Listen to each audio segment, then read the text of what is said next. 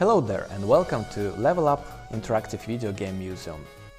So today I want to talk a bit about controllers. Well, I don't want to talk about whole history of controllers because that's pretty boring. And many people made this kind of video. I want to talk a bit about the things that I see each day in the museum. The thing is that somehow retro controllers are hard for people, mainly for children, but even for grown-up people. What I'm talking about is that, as you can see, I have here a Nintendo Entertainment System controller and a Dandy controller.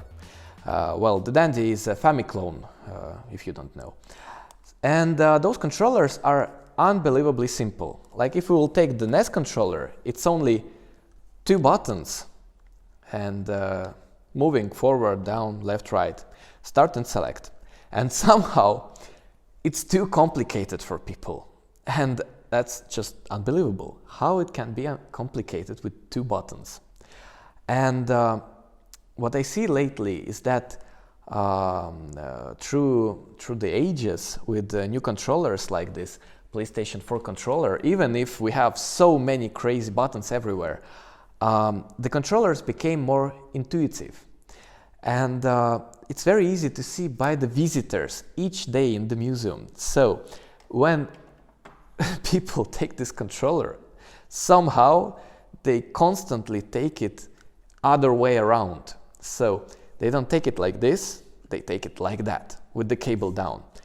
And they move with the right hand. So from the beginning, it's very strange. And there is even, written Nintendo Start Select, and you see that it's flipped. But people still, not 1, not 2, but 10, 20, 30 people constantly take controller like this. And the funny part is that the game starts and people press the button, nothing happens because they cannot see and they don't see the start button. It's interesting. People just don't see the start button on the controller. And there were so many instances when I was going to the person and just quietly coming to him like, start, you just press start. Oh, there is a start button. And other thing that is quite crazy about the game design and controllers is that it's really hard for people to select 2 players in many games, because in the age of NES and Famiclones, to select 2 players you had to push select and then start. You don't push down, you push select. And mainly children, sometimes they sit for 5 minutes, they press down and they don't understand what's happening. They're restarting the system, they're pushing all the buttons, but they don't press the select. And the crazy thing is that those same children, even if they're not gamers in any way, for them it's very easy to use this PlayStation 4 controller. Visually, it's so noisy. There are so many buttons everywhere. But at the same time, you can see that on the buttons, there are triangle, square, X. So it's already like helpful. Those 2 are very easy to understand that they're for moving. And somehow, I don't know why, even small children, they take this controller and they understand that you take it like this, not like that. With those handles, it's really helping, like this PlayStation 3 controller, 4, PlayStation 2 controller. They all have those handles. So everyone, even my grandma, they know that you take it like this, and they understand that, okay, X is yes, and 0 is no. It's like it's somewhere there, it's baked in the mind. And mainly I never have to help people with this controller, but constantly help with that one. And I'm not even talking about the Atari controller, where there is 1 button and people still don't know how to use it. But I will conclude this useless rant with the worst controller we have in the museum. It's this Nintendo 64 controller, mainly because Nintendo 64 was never popular in Estonia. I don't even know if it was sold in Estonia, really. It's the first thing, so no one had experience with this. But the second thing is that Okay, it's 3 handles, no problem, but blue is yes and green is no. Everyone who's starting to play Mario Kart, they all push the green one and go back to the main screen. Constantly. Each day. Everyone. People come to play the game. They press the green button, they go back and they cannot start the game and they think the console is broken. So each time I'm coming there and I'm like, blue is yes and green is no.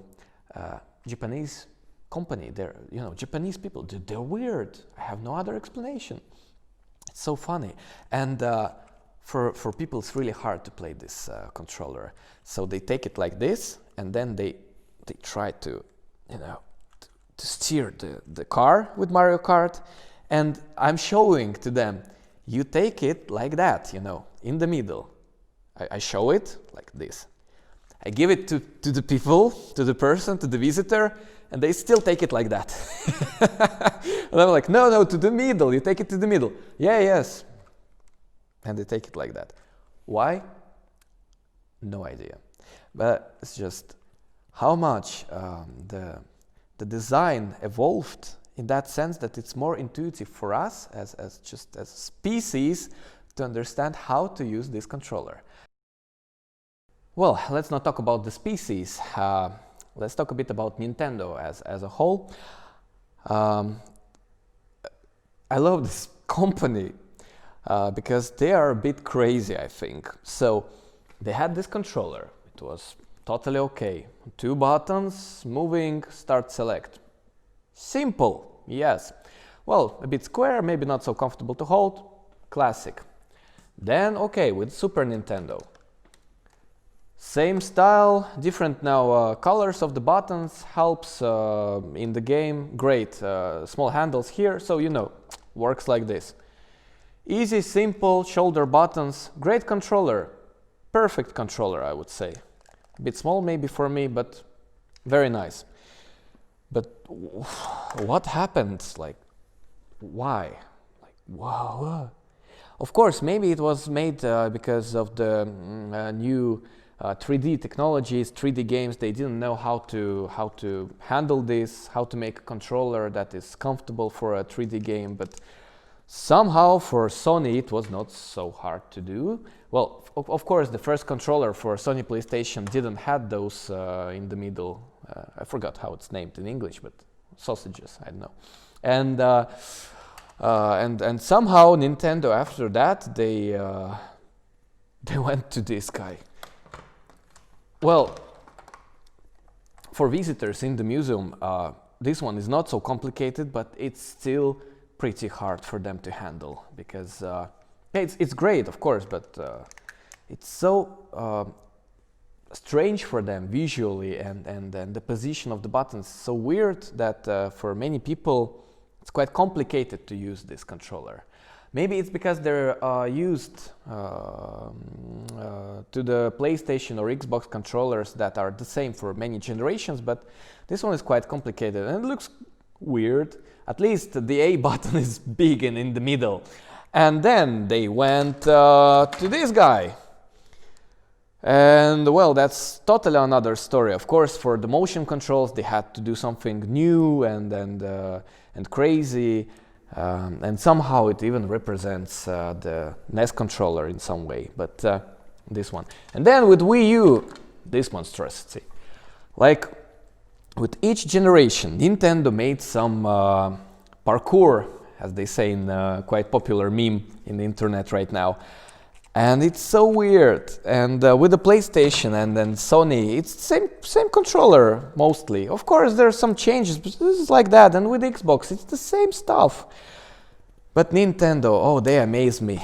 And now with the Switch, I don't know what they will do in the future, but it will be something different anyway. So, all in all, what I'm trying to tell is that to me, as a worker in the museum, with visitors each day, Nintendo is the main villain in my work, because with the PlayStation I just explain one controller type, and with Nintendo it's just crazy, like each console is so different, and for unexperienced gamers, well, that's quite an adventure to try all of those controllers.